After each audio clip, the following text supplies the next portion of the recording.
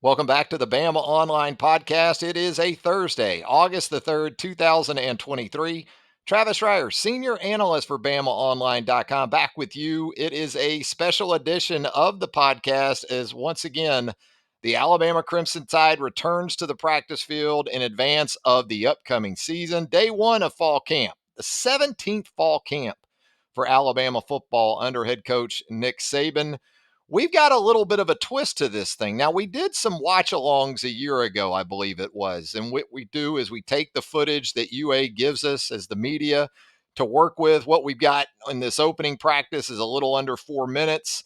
But what we're going to do this time around is we're going to incorporate it with the actual video. So if you want to see that, we're going to have it on the roundtable. It'll be linked, it'll be attached in the thread right underneath the audio version of the podcast. So you'll be able to check that out. And of course, that's going to be uploaded too at my own YouTube page at Travis Reier, BOL on YouTube. You'll be able to find it as well. So let's get things going without further ado. And as is typically the case with this footage that we get from UA, the opening shot of Nick Saban. Nick Saban in that straw cap before we roll the video.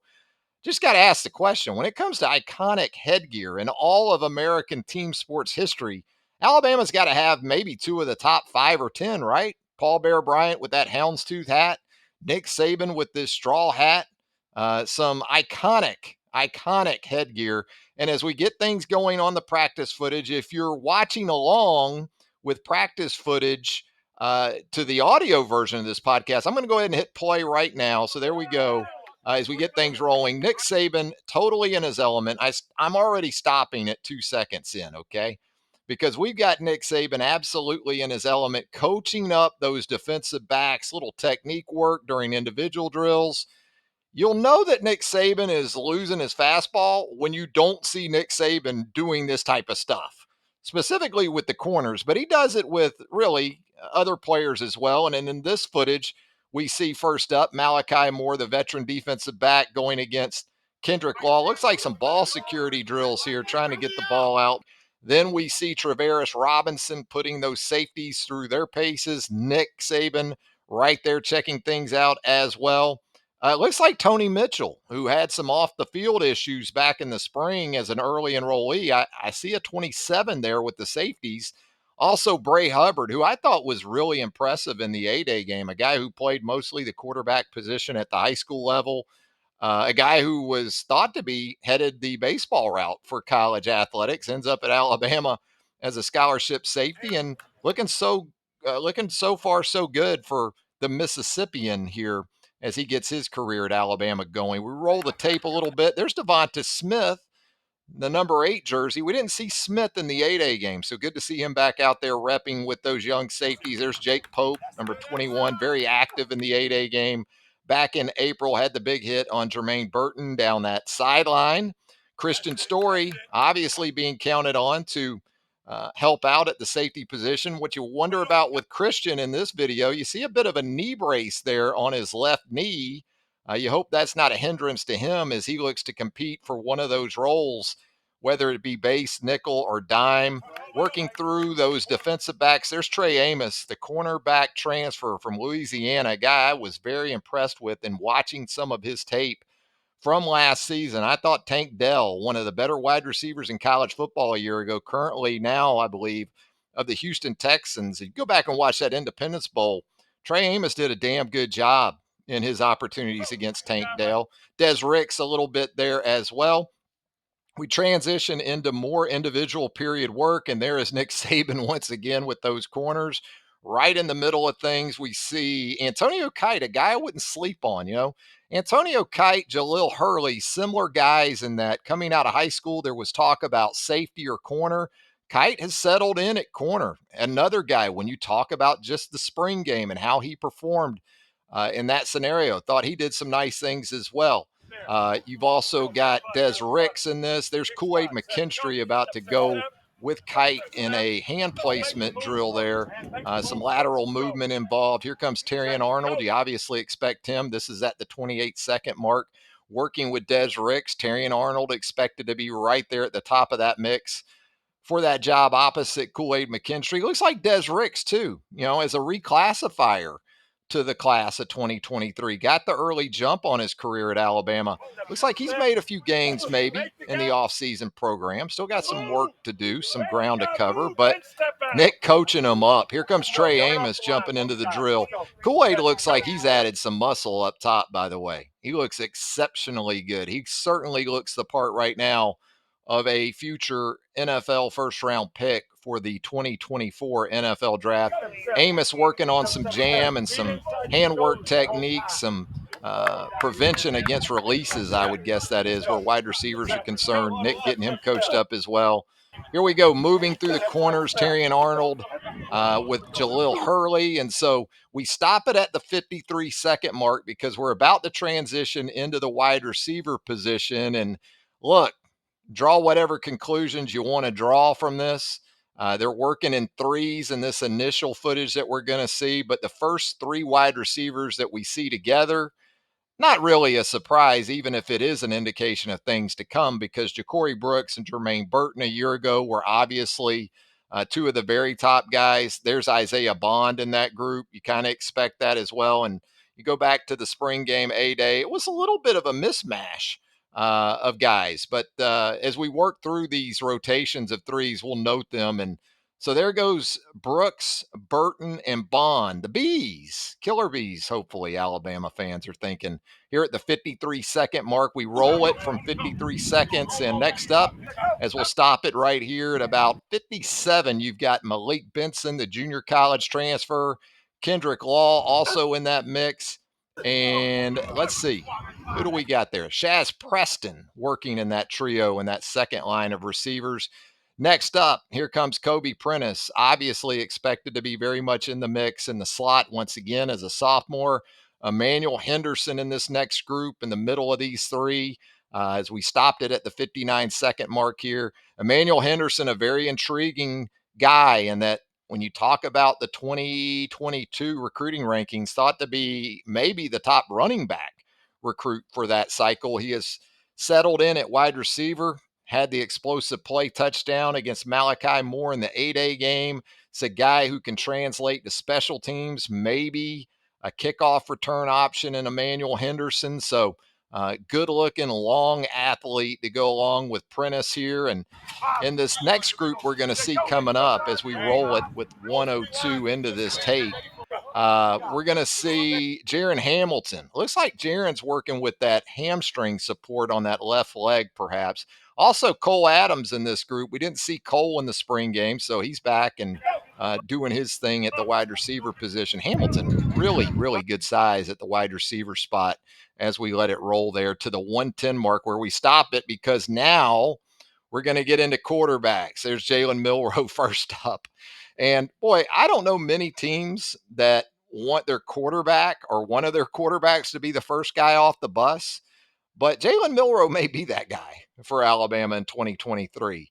He's first up in this footage as we roll it at the 110 mark and just working on some play fakes and some basic fundamental stuff where ball handling is concerned. And I think it also tells you in a way that, Alabama's going to move the quarterback off the launch point in 2023. Whichever one or maybe two of these guys that see the field during the upcoming season, I think this is the kind of drill that is indicative of what you're likely to see once the season starts, with an emphasis on maybe the red zone, some run pass option in more of a traditional sense off of play action fakes, bootleg action.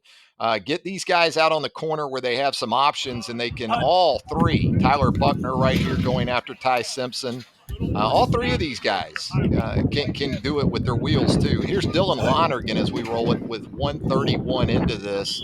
Lonergan, very impressive in his own right in his first 8A game back in April. Made it look pretty easy for a guy participating in that type of environment for the first time.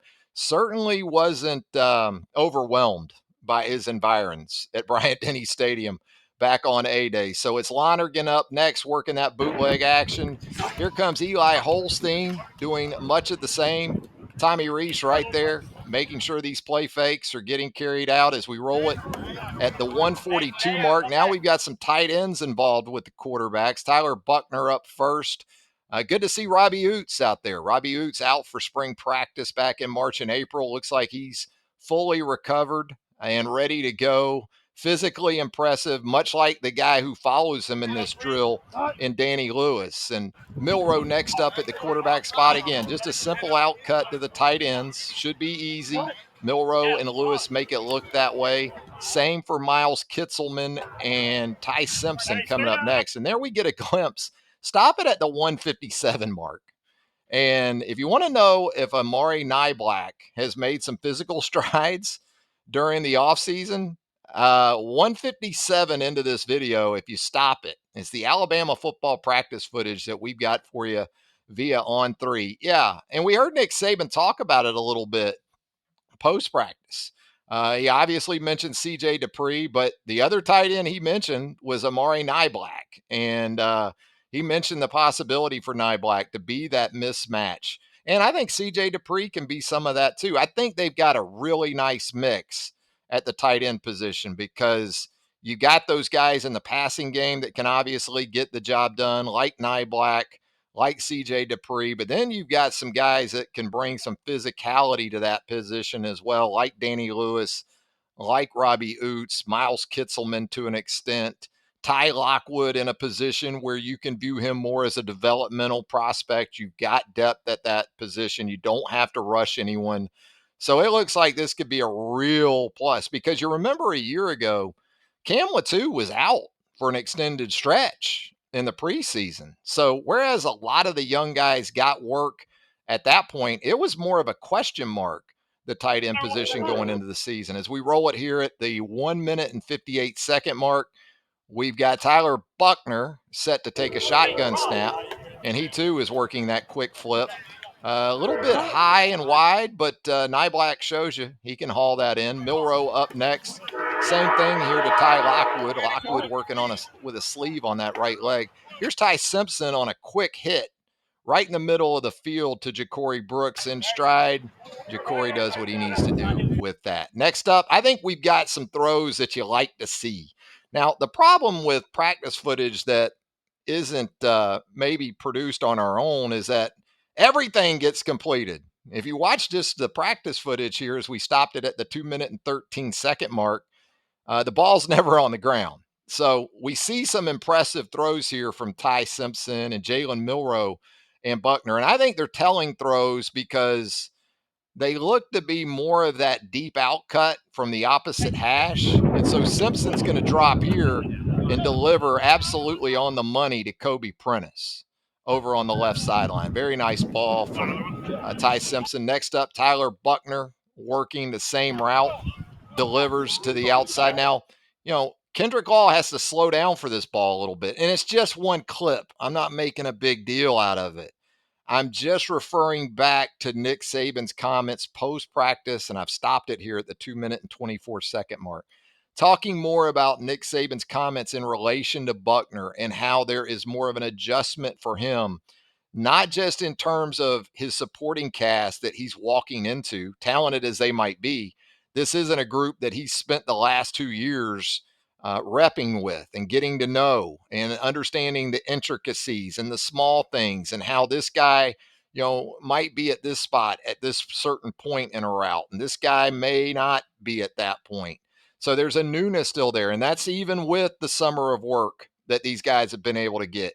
Because as Nick alluded to too, you can do all this stuff over the course of the summer, but when you jump into the first day of fall camp, there's a difference. And so Buchner with a nice enough ball there to Kendrick Law. But I think on some of these throws from Tyler Buchner, you're seeing how he's having to adapt. And that's before the terminology and everything else is taken into account, because we talked about this on some previous pods. I wrote about it this evening on what Saban said and what we think it means.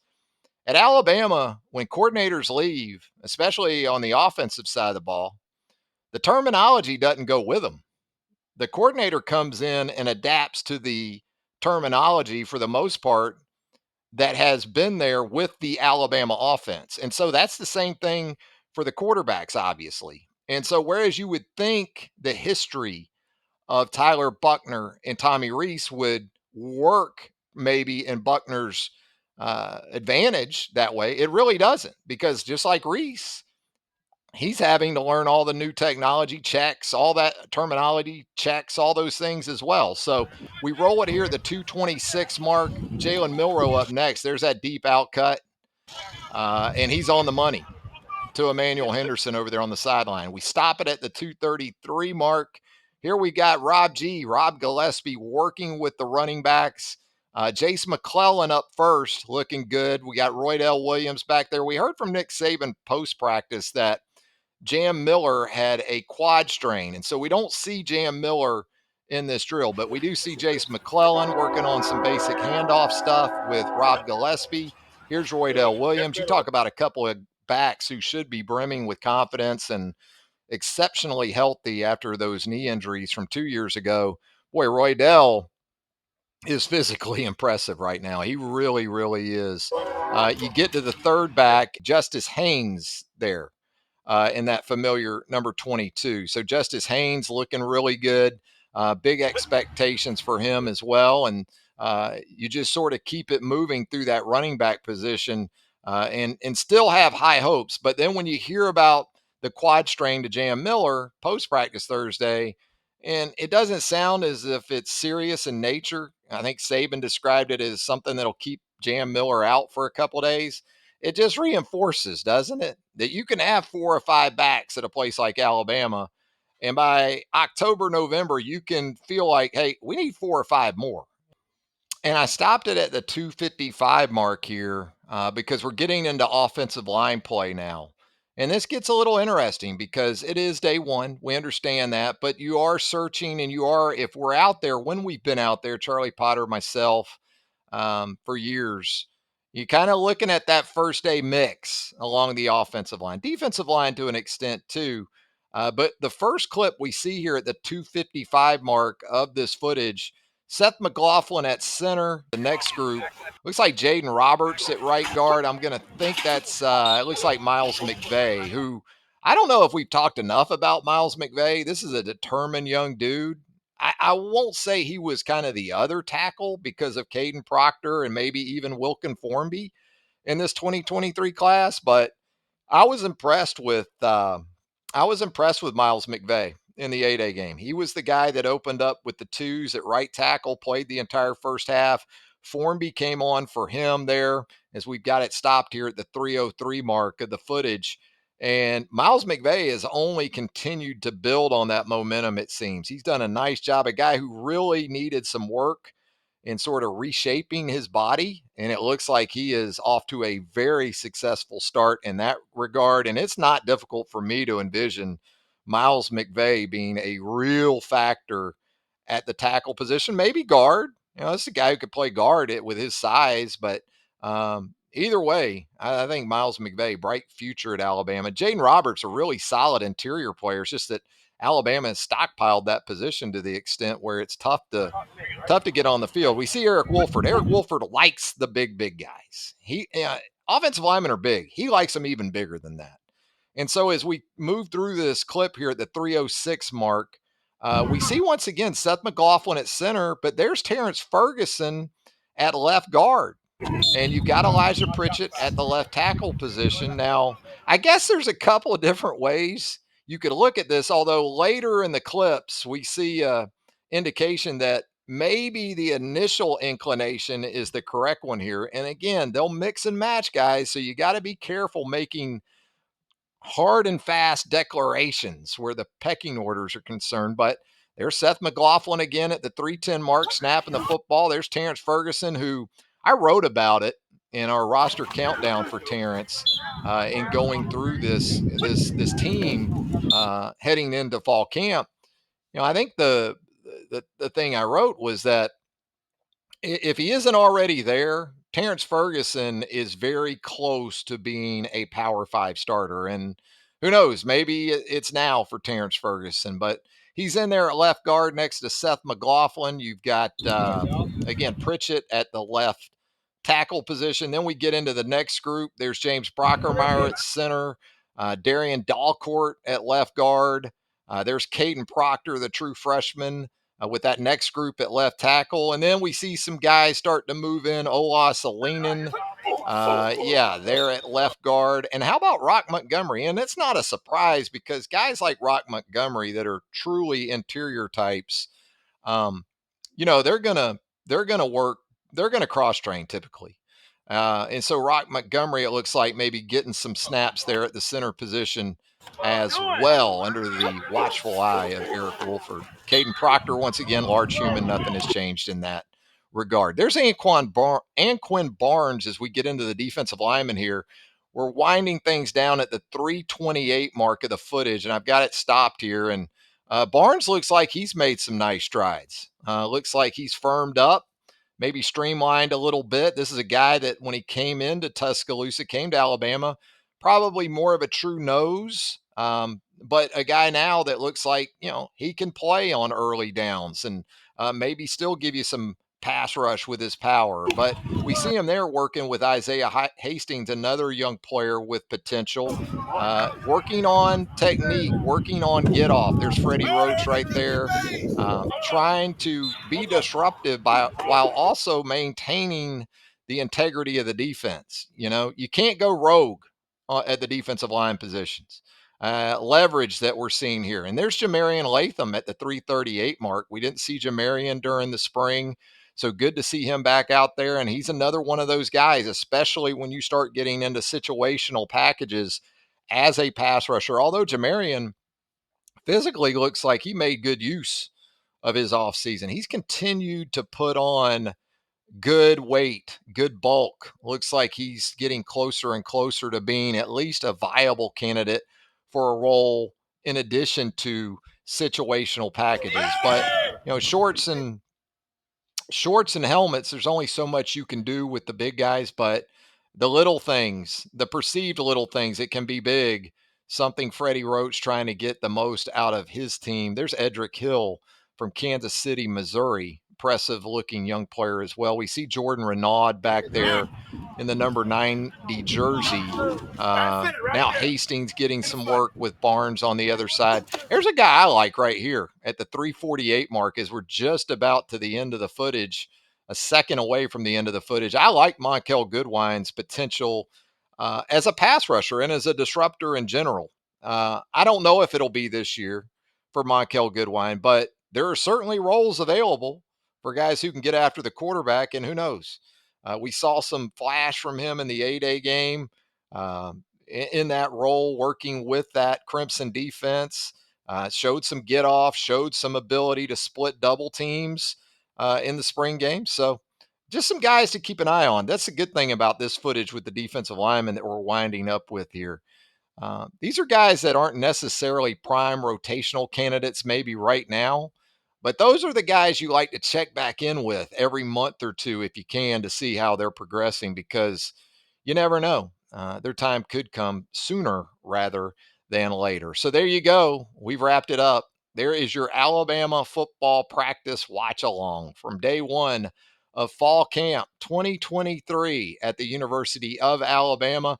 Little bit something different. It'll never be like it was. I get it, but we're doing the best we can with what we've got. I'll tell you what we've got at BamaOnLine.com. We've got continuous coverage of fall camp, Nick Saban's media availability, post practice on Thursday. We've got covered wall to wall for you. Clint Lamb with the practice video and videos of all kinds. We've got all kinds of content. Jimmy Stein, myself. Recruiting never stops. Alabama on commitment watch as we move through into and through the month of August. That won't be changing here in the next few days. We got a lot of stuff in that regard coming up for you. So BamaOnline.com with Tim Watts and Joseph Hastings and Andrew Bone with an emphasis on the recruiting side of things. We are deep and we are here to stay at BamaOnline.com. Travis Reier, thanking you once again for joining us here on the Bama Online podcast. And until next time, so long, everybody.